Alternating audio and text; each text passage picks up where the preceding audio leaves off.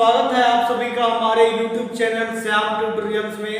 आज हम लोग पढ़ेंगे कंपाउंड इंटरेस्ट यानी चक्रवृद्धि ब्याज का पार्ट 5 यानी 5वां भाग। आज का भाग जो होगा वो कुछ बेसिक कॉन्सेप्ट से पहले स्टार्ट करते हैं और फिर एक एक प्रश्नों को जो पीएससी, व्यापम, एसएससी, रेलवे इन सब में आ चुका है उसके बारे में हल करेंगे।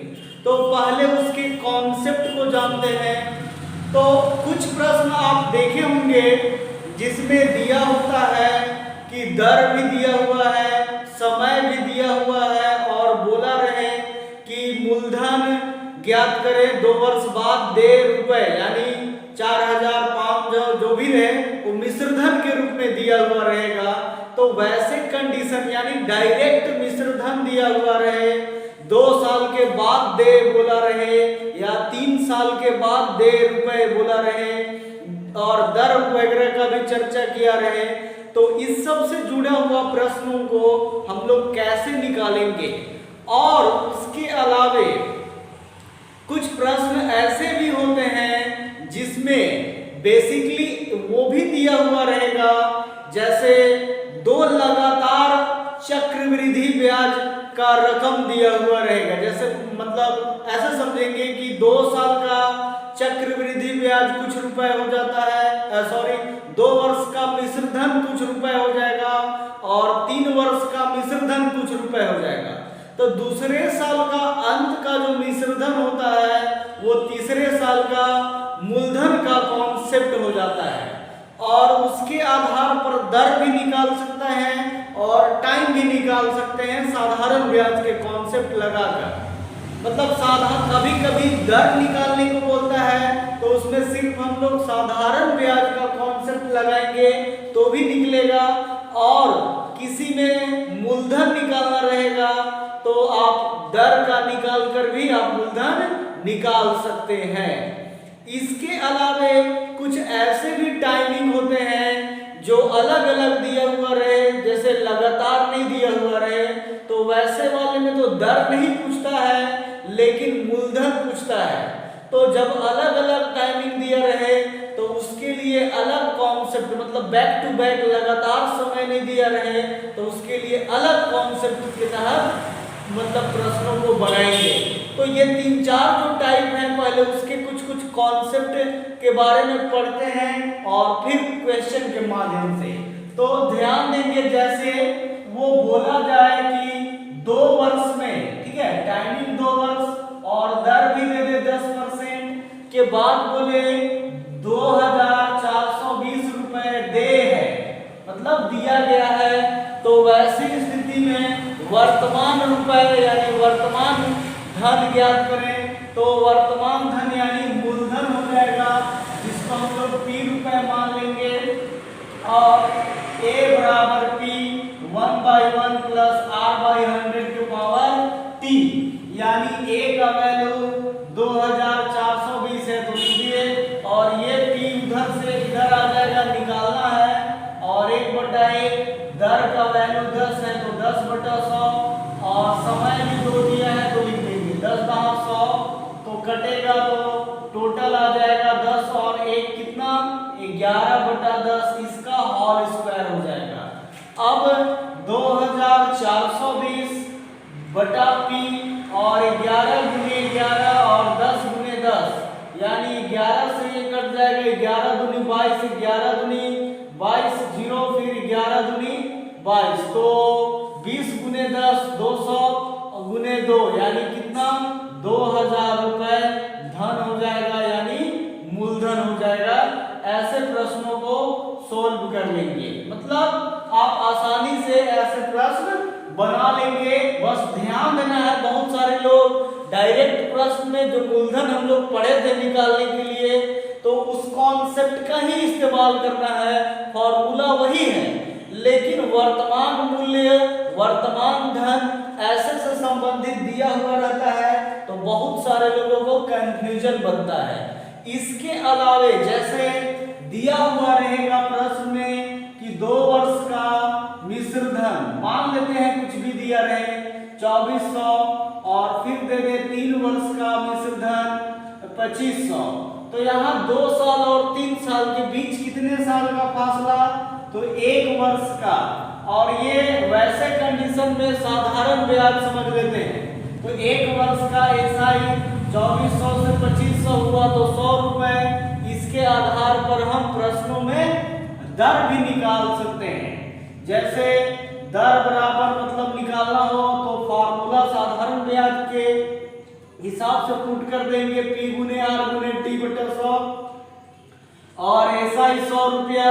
अब मूलधन में बहुत सारे लोगों को डाउट हो जाता है, तो दूसरे वर्ष का जो मिश्रधन हुआ उतना वो तीसरे साल के लिए मूलधन का काम कर जाता है। इसीलिए वहां पे हम लोग 2000 मतलब जो भी प्रश्न में 2400 तो 2400 लिख लेंगे। और दर निकालना है समय पर। यदि इधर हम लोग 1 साल का ब्याज लिए हैं तो 1 ही साल का समय लेंगे। यदि 2 साल का ब्याज लिए रहते तो 200 लिखते, तब इधर टाइमिंग 2 लिखेंगे। ये कॉन्सेप्ट के तहत है। और 100 कैंसल, तो यहाँ से जो भी कटे 100 बराबर 24R, तो R का वैल्यू 100 बटा 24 यानी 4 से 24 25 यानी 25 बटा 6 या 4 से ही 1 बटा 6% ऐसे निकाल सकते हैं।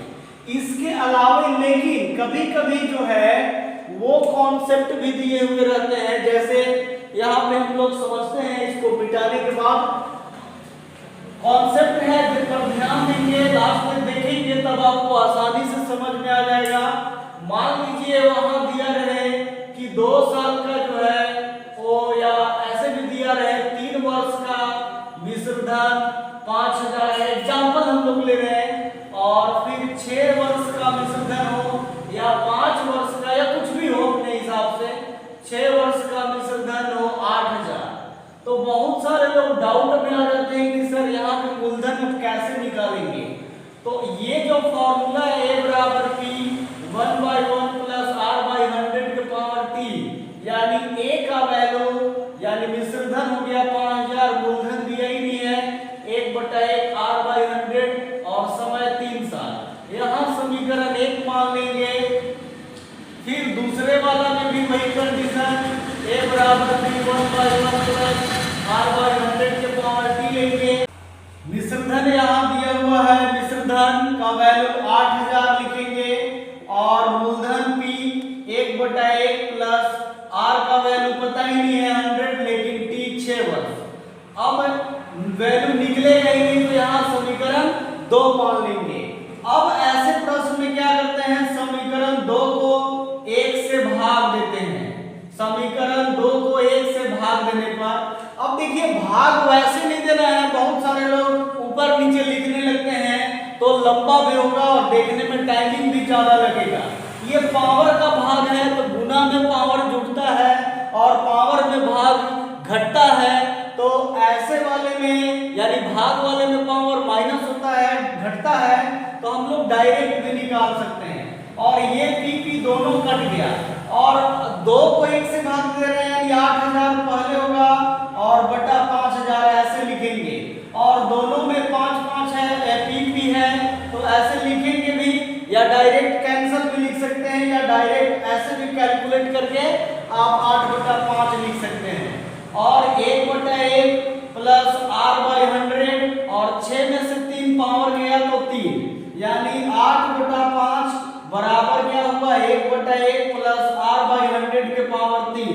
यानी देखिए इसको आप चाहें तो समीकरण 3 भी मान सकते हैं। आप देखिएगा कि समीकरण 1 क्या वैल्यू 1/1 प्लस R/100 के पावर 3 है, तो वो उसी में पुट हो जाएगा। यानी 8/5 यहाँ लिख देंगे और फिर आसानी से मूलधन का हम लोग वैल्यू निकाल लेंगे।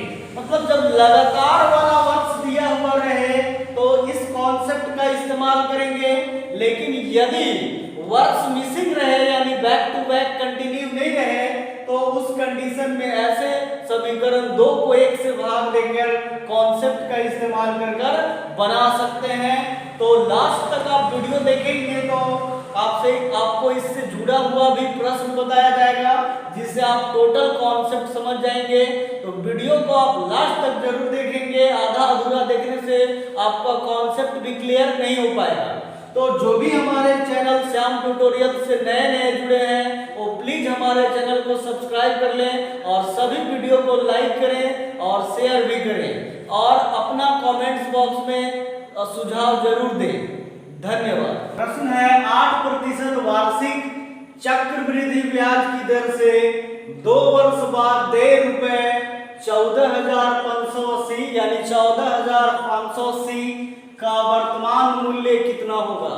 यानी मूलधन निकालना है और दर भी दिया है और मिश्रधन को दिया है 14,580। तो दर 8% और समय 2 वर्ष और अमाउंट यानी मिश्रधन 14,580। तो वर्तमान मूल्य यानी मूलधन बराबर P रुपए मान लेते हैं। यही प्रश्न में ज्ञात करना है। तो A बराबर P 1/1 प्लस R/100 के पावर T यही फॉर्मूला होता है। इसी का इस्तेमाल करेंगे। A 14,580 और मूलधन जो भी P माने हैं आगे चलकर यही नीचे भी लिख सकते हैं यानी मल्टीप्लाई है तो डिवाइड के रूप में लिख सकते हैं। लिख दिए और 1/1 प्लस दर का वैल्यू 8/100 और समय 2 साल। तो 4 × 8 ये 25 चौका 100 यानी 14,580 बटा P 25 और 2 कितना हुआ 27। 27/25 यानी 27 और 25 का स्क्वायर हो जाएगा 14580। P बराबर ये 27 × 27 और 25 × 25। बहुत सारे लोग डायरेक्ट गुना भी करते हैं तो वैसे में काटने में थोड़ा असुविधा होती है। ऐसे लिखे रहेंगे तो आप आसानी से टेबल के कॉन्सेप्ट से या उसके और भी लोएस्ट टर्म से काट सकते हैं। तो 27 का टेबल आप 5 बार पढ़ेंगे तो 135 आएगा और यहाँ 10 और 8 यानी 27 चौका 108 फिर 0 फिर 27 दूनी 54 फिर से कट जाएगा यानी 20/P और अब आपस में कटेगा ही नहीं। 25 × 25 625 तो P का वैल्यू 625 × 20 यानी 625 गुने 20 600 गुने 2 यानी 1250 उसके बाद एक 0 यानी मूलधन जो वर्तमान मूल्य है वो 12,500 रुपए प्रश्न में आएंगे। तो ध्यान देंगे यहाँ डायरेक्ट मूलधन तो नहीं बोलता है निकालने के लिए लेकिन कॉन्सेप्ट क्या देता है वर्तमान राशि से तो भी आप मूलधन ही समझेंगे और 2 साल बाद 3 साल बाद देय जो रुपए होता है वो मिश्रधन होता है। तो आप आराम से फिर उसी प्रश्नों को सोल्व कर सकते हैं बिल्कुल इजी कॉन्सेप्ट के तहत। प्रश्न है चक्रवृद्धि ब्याज की दर से कोई धनराशि 2 वर्षों में 2,420 तथा 3 वर्षों में 2,662 रुपए हो जाता है। यदि ब्याज वार्षिक हो तो दर और मूलधन ज्ञात करेंगे। ध्यान देंगे हम एक ही प्रश्न में दर और मूलधन देने के लिए निकाल दिए हैं प्रश्न में, लेकिन वो चाहे तो दर भी बोल सकता है डायरेक्ट निकालने के लिए या मूलधन भी बोल सकता है। तो दोनों कॉन्सेप्ट का इस्तेमाल कर आप बना सकते हैं। ध्यान देंगे तो बेहद इजी कॉन्सेप्ट के अनुसार बना सकते हैं प्रश्नों को। तो मतलब आपको ध्यान देना है जब लगातार वर्ष रहे तो आप मूलधन तो कैसे भी निकाल सकते हैं आगे भी, लेकिन दर आपको निकालना इंपॉर्टेंस है। मतलब लगातार वर्ष दिए रहे तभी दर निकल पाएगा।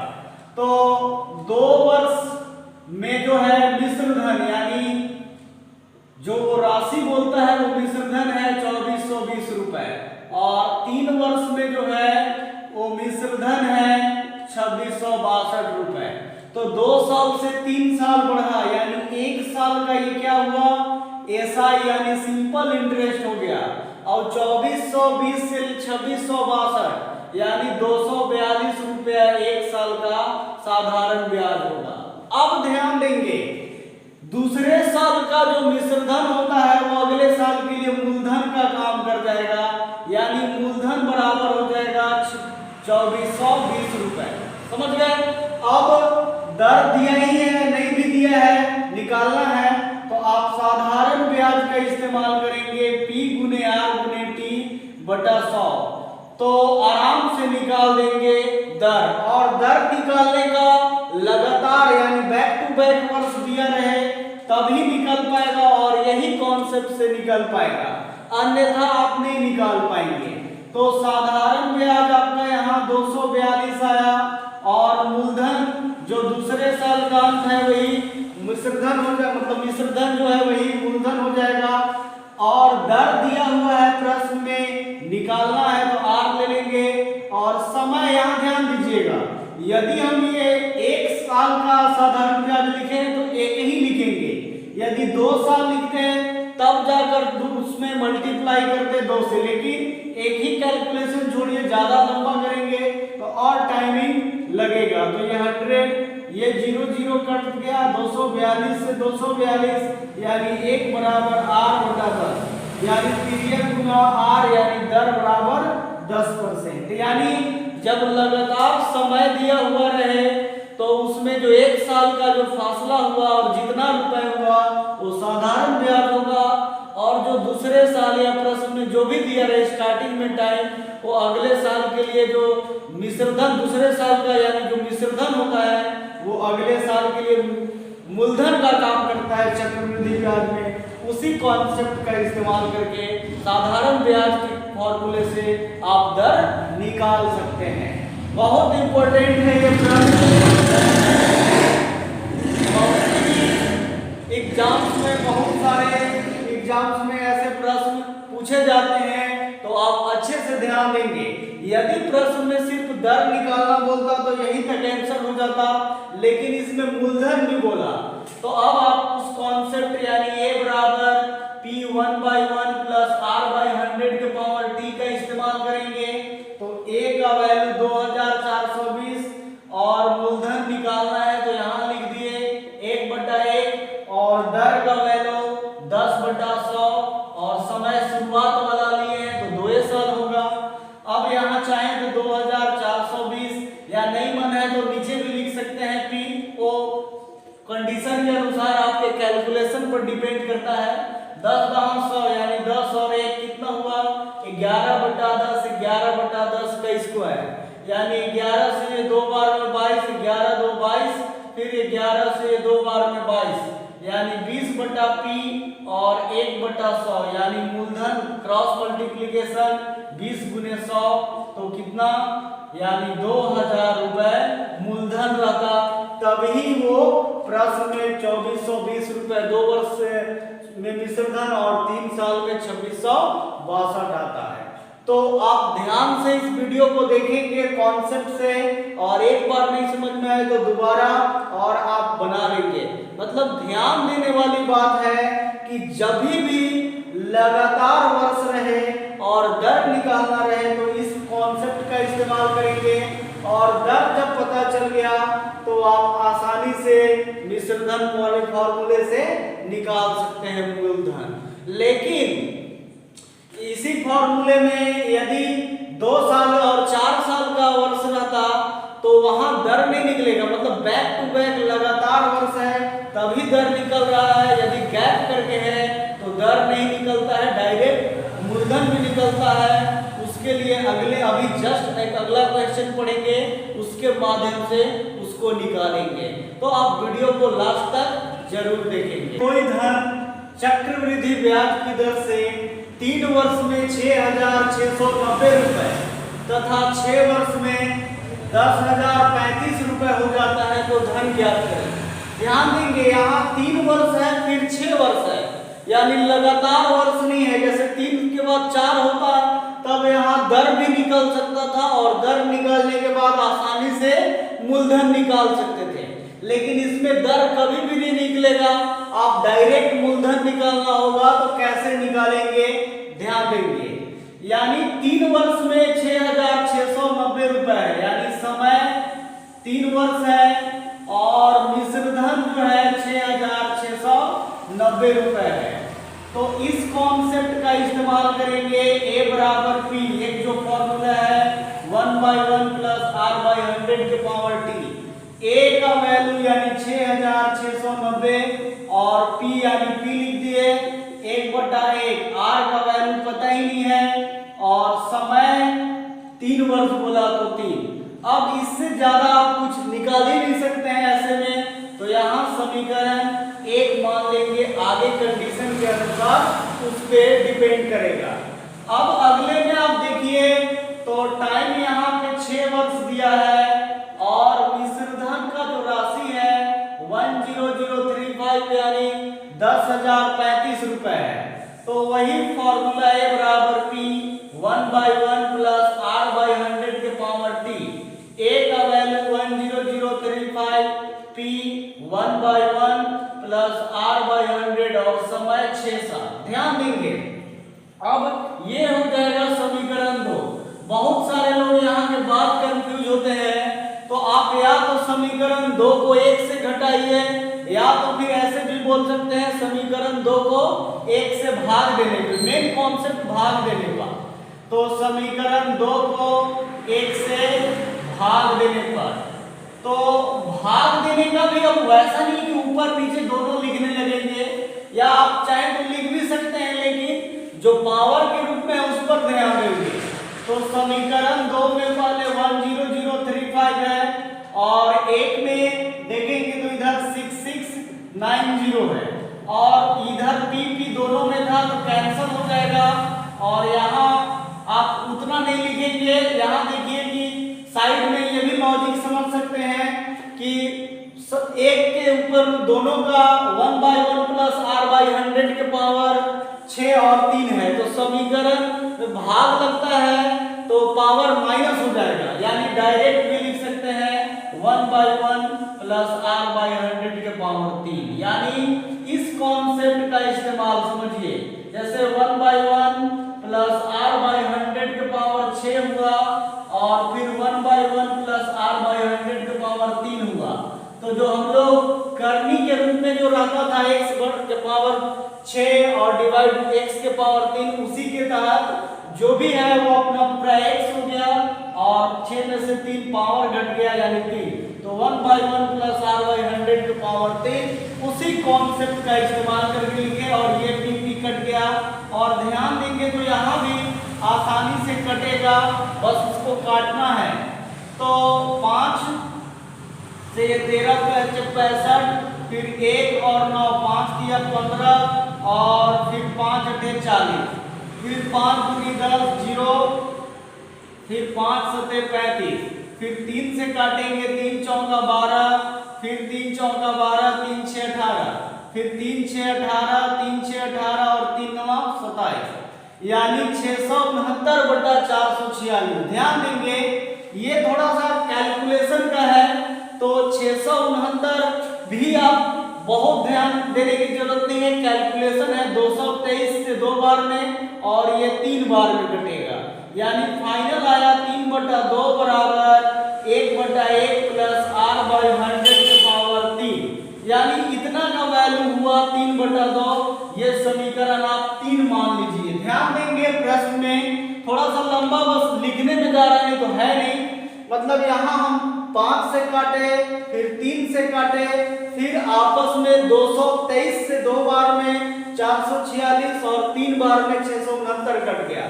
अब आप देखिए तो समीकरण 1 में यही वैल्यू है, यानी जो समीकरण 3 में आया जो हम लोग माने उसका मान 1 में रखते हैं, तो समीकरण 3 का मान 1 में रखेंगे तो अपने आप वैल्यू निकल जाएगा। क्यों? क्योंकि वहां पे सेम चीज दिया है पुट करने पर। तो यहाँ 6690 और p का तो p ही रह जाएगा और यहाँ देखिए 1/1 प्लस r/100 के पावर 3 है समीकरण 1 और इतना का वैल्यू क्या है 3/2 है। यहाँ ध्यान देंगे इतना का वैल्यू 3/2, यानी ये इतना है तो इसके बाद 3/2 लिखेंगे। 3 दूनी 6, 3 दूनी 6, 3 तिया 9, यानी 2290। तो p बराबर हो गया 2290 गुने 2, तो 22 दूनी 44 और 90 दूनी 81, यानी कहने का मतलब यह आसानी से कट गया, यानी 3 दूनी 6, 3 दूनी 6 और यहाँ 3 तिया 9 था यानी 22 दूनी 2230, 22 दूनी 44 और 30 दूनी 60 यानी मूलधन 4460 रुपए।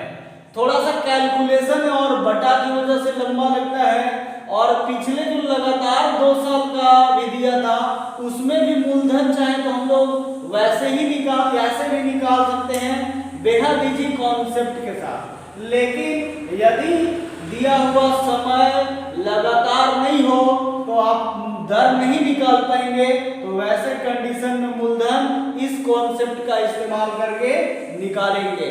तो जो भी हमारे चैनल से नए जुड़े हैं वो प्लीज हमारे चैनल को सब्सक्राइब कर लें और सभी वीडियो को लाइक भी करें, शेयर भी करें। चक्रवृद्धि ब्याज का लगता है ये 5वां भाग था। लास्ट वाला भाग जो है वो कल पढ़ेंगे, कल खत्म हो जाएगा।